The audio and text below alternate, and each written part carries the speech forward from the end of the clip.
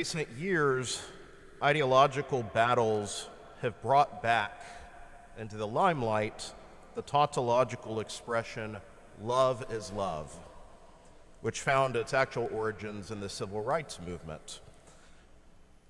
Love is love catches sentimental liking, even if it's logically meaningless. It is a tautology, after all. Substitute any other word on both ends of that sentence, and it will be logically true and equally meaningless. Today's readings, on the other hand, take that expression but address something much more meaningful. When is love not love? When is the truth not true? Simply answered, love is not love if it is not true, and the truth is not true if it is not loving. And so we hear a challenge today in the readings, and the readings are quite unified, and they challenge us on many levels. The first challenge, most overt, is to the one who holds prophetic office, as we heard in Ezekiel. It shows that those whom God has charged with the prophetic office will be held accountable for those lost who they failed to warn. If you warn them and they refuse to listen, then only the sinner will be held accountable. But if the wicked were not warned, then the sinner and the silent prophet will be held equally accountable. This reminds me of a critic I had after a Sunday Mass at another church, not here. Someone was unhappy with my homily. Shocking. Someone was unhappy with my homily and said, "Father, it's not your place to challenge me. Your job is to preach for 5 minutes, make me feel better about myself, and send me happily on my way." Wow, I missed that in my marching orders from my bishop. While that sounds ridiculous, is that not what passes for religion in some quarters these days? Therapy instead of truth. In 2005, the sociologists Christian Smith and Melinda Denton published a book called Soul Searching: The Religious and Spiritual Lives of American Teenagers. In this book, they coined the term moralistic therapeutic deism to describe what they found instead of religion or theology, especially once they extended it to the American Christian scene as a whole. They found that people's beliefs had taken God from the center and put him in a supporting role, with the person themselves now as the main character. And religion is there to simply provide therapeutic benefits to the believer. Unfortunately, for the moral therapeutic deist, that is not the message that should be reinforced in a Catholic church or in any church. Speaking for myself, I'm sorry, my job is not to make you feel good, but to help you be good by offering proper worship to God and the conforming of your life, of our lives, to the cross and loving Christian discipleship. On my part, I try my best to live up to this and not flatter with empty platitudes. I seek to be a priest and not a self-help therapist or worse, anesthesiologist. But wait, there's more. The readings today don't just speak to the one who stands in a pulpit, because in fact, everyone here is charged with the prophetic office. Every Christian is baptized as priest, prophet, and king. And so the prophetic charge has been given to all of us in some capacity.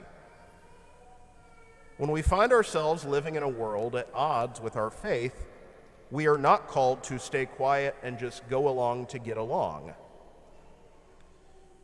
In one of my favorite films, A Man for All Seasons, based on the play with the same name, the Duke of Norfolk is frustrated that Thomas More will not budge on his refusal to assent to the morality of King Henry VIII's attempt to divorce his wife to get remarried. The Duke says, "Oh, confound all this. I'm not a scholar. I don't know whether the marriage was lawful or not. But Thomas, look at these names. Why can't you do as I did and come with us for fellowship?" And always with the witty response ready, Thomas More replies, "And when we die, and you are sent to heaven for doing your conscience, and I'm sent to hell for not doing mine, will you come with me for fellowship?" Said differently, Fulton Sheen once said, "America, it is said, is suffering from intolerance. It is not. It is suffering from tolerance. Tolerance of right and wrong, truth and error, virtue and evil, Christ and chaos. Our country is not nearly so overrun with the bigoted as it is overrun with the broad-minded. Broad-mindedness, when it means indifference to right and wrong, eventually ends in a hatred of what is right." And he went on to say, "Tolerance is an attitude of reasoned patience with evil, a forbearance that restrains us from showing anger or inflicting punishment. Tolerance applies only to persons, never to truth. Tolerance applies to the erring, intolerance to the error. Architects are as intolerant about sand as foundations for skyscrapers, as doctors are intolerant about germs. Tolerance does not apply to truth or principles. About these things we must be intolerant. And for this kind of intolerance, so much needed to rouse us from sentimental gush, I make a plea. Intolerance of this kind is the foundation for all stability." At the beginning, I asked, when is love not love, and when is truth not true? In fact, love must always be true, and truth must always be loving, or neither word can accurately be applied. The temptation is to put one's head down, remain quiet, and just play nice, avoid ruffling feathers. But nice is not the same as love. In the second reading, we hear the law summed up in love. Love does no evil to the neighbor, hence love is the fulfillment of the law. That has several ramifications. First of all, love is objective. It's not a feeling. Love is not the same thing as affection or attraction. Love is an action and a disposition to will the good of the other. This is ultimately why sins against chastity are failures of love. To encourage someone into lust is to harm them, not to work for their good. Love is not niceness. Love is not ignoring sin. Love is not arrogant or self-righteous rebuke. The gospel today reveals that love seeks the good of the other even in conflict. Love is reconciling, not vindictive. We hear this in the rules given for conflict resolution. When you're at odds with your brother, go directly to your brother and address it. If that doesn't work, then bring a couple of witnesses to help, and only failing that, bring it to the church. Nowhere in it says, when there's something between you and your brother, run to Facebook and Twitter. Even excommunication, which has its foundations in today's gospel, is always meant to be restorative, not punitive. A means of marking one who has set themselves apart from the communion to draw the line in hopes of bringing them back in.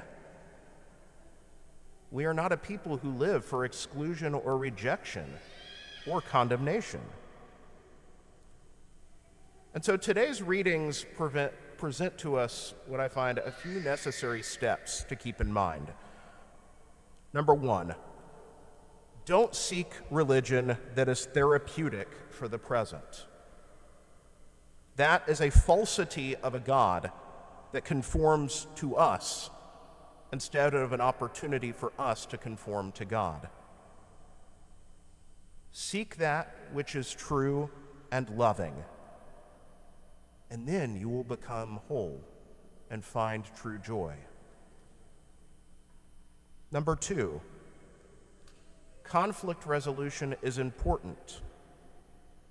Seek true resolution and reconciliation instead of gossip or dogpiling.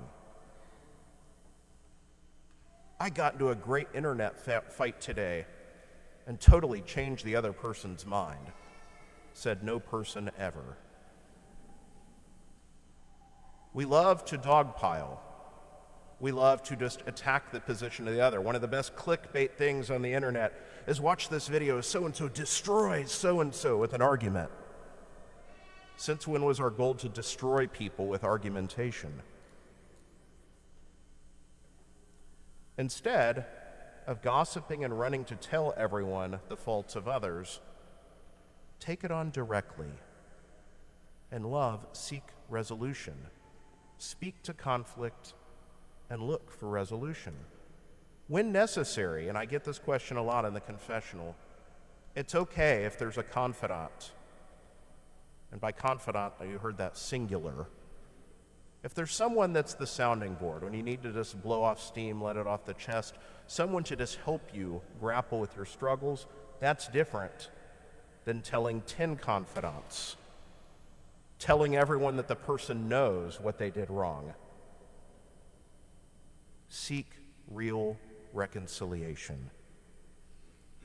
Step number 3, our faith is never just personal. It cannot be sidelined. No matter who tells you in the world that it's not for the public sphere, that it's just to be kept at home to yourself, someone has an agenda they're pushing and they want you to shut up. Step 4, the ultimate test for word and action is love and truth. Is this loving? Is this true? If it doesn't check both boxes, it is neither.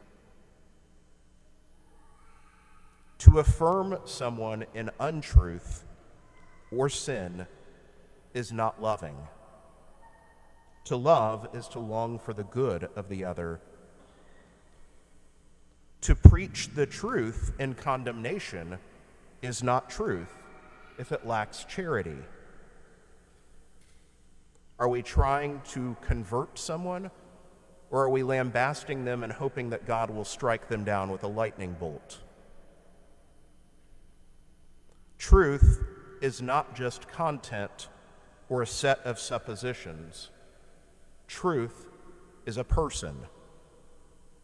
If it's not in conformity with God, it is not true. And finally, step 5. We must be opposite of the world. The world will entertain any ideology or idea, but will be quick to destroy the one guilty of wrongthink. We, on the other hand, are called to challenge and reject that which is untrue, all that is not of God, even when that is inconvenient or uncomfortable. But while we stand steadfastly for the truth, we are also called to never condemn or reject the person. No matter how wrong or flawed someone might be, each and every human person is precious in the eyes of God, and we must seek their good with all of our hearts, words, actions, and prayers.